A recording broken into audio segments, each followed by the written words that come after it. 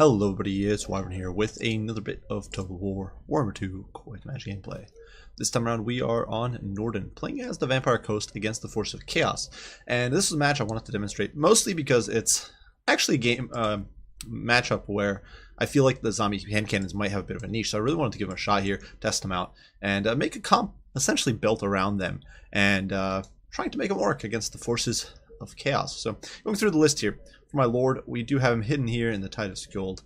Good old Count Noctilus. He is on foot. I still think Count Noctilus is probably the best pick if you're playing as the Vampire Coast. There's also apparently a bug, I do believe, where if you take a Fleet Admiral with Lord of Vampires, which in my opinion is the best lord to take, then he counts as a hero, and so you can't bring us two heroes of your own, which kind of sucks if you want to double up on Morgul Hunters like I wanted to do here. But otherwise, Noctilus, Drowned Dead, Invocation to Heck, the usual sort of buffs or heals and summons, Arcane Conduit, Wraith Storm, and of course Captain Ross Moondial. So looking to get summon spam. I still think it's very useful, even with all the nerfs to it. Same with Invocation to Heck. They're just still so powerful that it's hard to say no. Alongside them, we do have two Morgul Hunters. Nothing too much to say for these guys, but they do have the Chilling Aura, which is kind of cool. They are, of course, anti-infantry, so in close quarters, they'll be able to mince through, especially shielded troops, hopefully pretty effectively. And with the Chilling Aura, we can slow down enemy cavalry or monsters trying to plow into our backline. That's pretty important, in my opinion. And honestly, Morgul Hunters aren't the worst combatant against big stuff either. They do have 50 melee attack, 420 weapon strength, and quite a lot of HP, so they're definitely no pushovers. Otherwise, we do have a whole bunch of zombie pirate deckhands making up the front line. Mostly normal mobs here with the Tide of Skjold in the center. On the peripheries, we do have 3 units of pirate deckhands with pole arms, 2 units of zombie pirate gunnery mobs with handguns. I did figure that handguns were going to be important because you do want some additional range, especially if my opponent brought, say, Marauder Horsemen.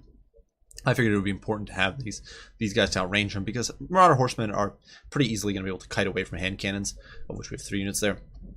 And then we do have 2 deck dropper handguns. These guys took a significant nerf this past patch. These guys now have less accuracy, they've got less damage, they've got much lower speed, only 80.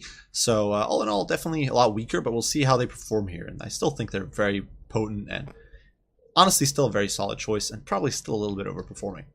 For my opponent, he did decide to roll with Sarthoriel, who's actually a pretty logical choice when you think about it, just because of the masses of DACA you can get thrown at you from the Vampire Coast. He's got Gehenna's Golden Hounds, who can mess up blobs. Leg of Rust, an interesting choice, most likely in case I brought some of the more heavily armored options, since most of his front line is not AP. Final Transmutation, of course, the usual Lord Sniping tool of choice, Arcane Conduit, and Standard Die, as well as Metal Shifting. So all in all, unbreakable, causing fear, terror. Well, that's not too relevant, but very resistant to shooting, of course. That is very great. Alongside that, we do have a Hell Cannon, alongside some Chaos Marauders in the back here, who is going to be teeing off, firing into the blob here. Obviously, Marauders are a perfectly adequate defensive tool against Vampire Coast because they'll dice through, say, Hounds or Bats and those sorts of units probably more effectively than Halberds will, because they attack faster and they can get more of a charge bonus in and that sort of stuff. Outside of that, there are 2 Exalted Heroes up here on Manticores. Both of them do have Foe Seeker and Deadly Onslaught. These guys, interesting choice, but it makes sense, I think, to try to contest Disguise and try to pressure off my deck droppers with handguns. You can see here they're going to pop Foe Seeker and try to push me away, but I don't care too much. I'm going to pop a few shots into them, which mostly miss, and then promptly retreat, get out of range. For the rest of the line, my opponent has a bunch of Chaos Marauders to get that with, some Chaos Warriors on the periphery, some Chaos Warriors with great weapons here to provide some probably anti-depth guard defense, and the Mirror Guard in the center who have Immunity Psychology and some pretty monstrous melee stats. They're almost chosen levels. They're pretty nuts. So we're going to start closing the gap. You can see we've already taken some nasty fire from that very annoying Hell Cannon. It's already taken a chunk out of both our Tide of Skjold as well as these Pirate Gunning Mobs back here. But, you know, it's not the end of the world. It doesn't really matter too much, and the shots are overshooting. I don't know if my opponent is directly controlling him here. I don't think so. The Hell Cannons are so iffy. Over here, though, you can see the Morgul Hunter kind of getting screwed a little bit by its animations. It dives in and completely overshoots the Marauders. So it's now way too far ahead, which is really frustrating.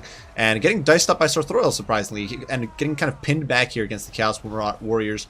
But in return, we're going to open fire and start unloading on Sarthoriel. And you can see he is definitely starting to take a little bit of damage. And we are trying to desperately pull this Morgul Hunter out of the fight as these guys completely rout. So that was a very quick rout on the Chaos Marauders, and the line pushes through.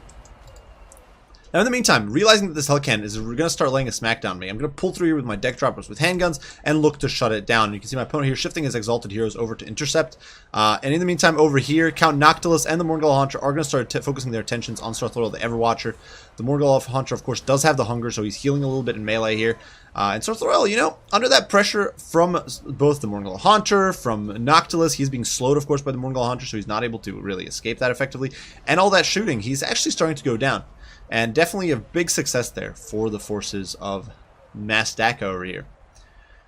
In the meantime, our blob of troops is kind of collapsing over here on my opponent's backline. You can see the handcans definitely shredding through some of these troops pretty effectively. But at the longer ranges, they just still flop. They really do struggle. And of course, against my opponent's shielded troops, they're not going to do as well. But you can see the Marauders here still melting under that fire.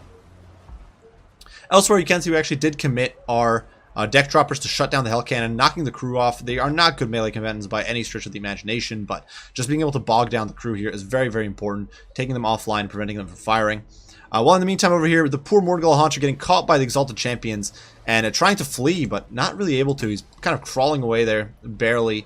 Does jump into those Chaos Warriors, though. The charge animation getting him just barely out of trouble, and he keeps running towards the shooting mob, looking to escape where I can gun this guy down. And you can see he does actually slap the Exalted Hero there. He's keeping him pinned in place, and things definitely not looking great. Over here in the meantime, Count Noctilus hit by Plague of Rust and surrounded, but he's Count Noctilus, so he doesn't care too much. And that crossfire just unloading, the Exalted Hero just getting shredded. And this is really where the shotguns do come into play. They just destroy big targets with some brutal efficiency. Morgul Hunter here clinging to dear life. It's way late in the game, and he's still managing to stick around. And you can see over here, this guy desperately trying to shut down all this shooting, and he loses thousands of HP trying to dive in there. You can see he's down to 1200. We're going to pivot some of our guns around and start pounding his face in at point blank. And these guys are in guard mode, so they're not going to simply rout. And you can see the point blank shotgun shots just shred this guy's face off. And there's more fire coming in from the second unit right here. And the Exalted Hero is forced to reconsider his life decisions and run away. Same thing over here as well. This Exalted Hero, who was doing so well against the Morgul Hunter, countered by an Invocation of the Heck. Now bogged down, he's getting slowed, of course, by the Frostbite effect on the Morgul. And he actually gets knocked off his mount there and killed. So that is quite the success for the Vampire Coast. Unfortunately, this guy's crumbling, so he's probably not going to make it very far. But hey, he's done pretty good. The Hell Cannon is back online, boom going off, and it is going to start doing some damage. You can see some of the overshooting cannon or hand cannon shots there actually doing some damage. But we are trying to pick it apart with our deck droppers here, who haven't really done too much this game. And at this point, my opponent is going to decide to simply GG out. So a bit of a brutal battle. A lot of close quarters combat. You can see this guy actually scraped through the fight. I thought he died, but apparently not. My opponent here with the very questionable username. But I think even in this situation, and the hand cannons did perform rather well. They managed to shred some of those Marauders. They managed to shred the Exalted Heroes. I still didn't feel that I wanted them over the handguns. I think I would have been better off with 5 units of handguns instead of the 2 units of handguns and the 3 units of hand cannons. And I would have had a little more change to spare to spend on other units or spells or abilities or whatever. The unit's been buffed significantly. It's a lot more competitive. I'm not going to pretend it isn't a lot far improved. And I think it's viable. I think you can make it work. And we saw it here, where just, especially against the Exalted Heroes, when they tried to dive in, they just got shreked. But the moment you're fighting an opponent who's at like 50 meters or further, you're screwed. And you're wasting way too much of your DPS to make it matter. The thing is, the DPS... Like, the reality is that the Zombie Pirate handguns basically have 3 times the effective range of the hand cannons. And yes, in that 50-meter range, the Zombie Pirate hand cannons are grossly outperforming the handguns, but that's point-blank range. That's a range where it almost doesn't matter. You might not even get a volley into cavalry in that situation, because if you're trying to flex and shoot into cavalry, chances are you're going to get like that opening volley as they're closing on you, then they're on top of you and you're done. And against infantry, it's not that useful. You get like 1 volley in, and they're on top of you. And unless it's a unit like Chosen with Grey Weapons or Chaos with Grey Weapons, where you can keep pounding them in point blank for a little bit and just whittle them down, it just doesn't work out. So I just don't feel that they're really that valuable. And it's so difficult to get them into a firing position when your own troops are in the way. And you can't really just leave them exposed, because then something like Marauders will shut them down pretty efficiently. The deck dropper handguns definitely felt a bit weaker. The fact they were less mobile definitely made it a little tougher to try to position them and get the most value out of them. That said, it was a little difficult to judge just how well or badly they performed here, or they would have performed here. They kind of focused them on the Hell Cannon, which meant they were not really looking to do damage on anything else. So it's a little tough to say. Otherwise, you know, zombies, they did fine. Morngul Haunters and Noctilus, I think, definitely nasty combo. I definitely do like the Morngul Haunters. They're not bad. I know a lot of people don't use them. I actually don't think I've ever seen them. Maybe I've seen them like once, used by other players other than myself, but I actually really like the unit. I do like the Chilling Aura. It's really nice when you want to crowd control people for your shooting. And they do a lot of damage, even against large targets. You saw them lay the smackdown, those Exalted Heroes there. So definitely a potent unit.